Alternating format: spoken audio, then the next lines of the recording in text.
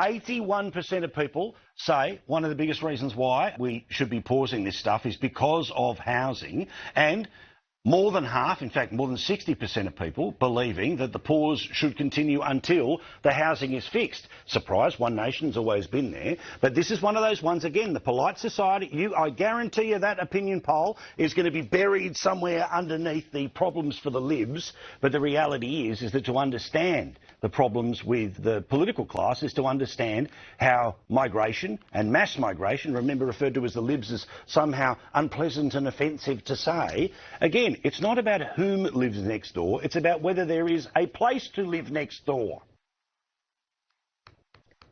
Spot on, Paul. And totally agree, Dan. People are feeling it. It is exactly everyday lived experiences. Why are we afraid to have these conversations? The major parties skirt around it. They won't address it. They won't deal it head on. You know, they don't want to be branded with the racial tags, hence why One Nation cops those ones, because we're the only ones that are actually coming forward and dealing with the conversation, which is purely we cannot sustain the numbers. And it's putting pressure, as you say, housing, education, infrastructure, roads, medical, etc. The list goes on.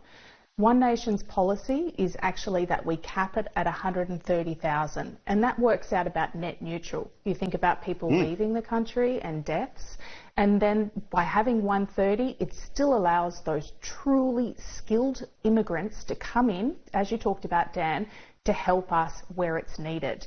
We cannot sustain any more numbers, and we've got to stop branding these radical left tags of race as being, or cultural as being, the reason why we're wanting this conversation. We've got to look at what's best for our country and our future, and we shouldn't be shying away from it. Lee, your bold prediction, please. Well, for first, Dan, I need to get up with sport more if I'm going to do bold predictions with you. I'm a little bit in the dark on these ones, so I've got to get my, pull the socks up there.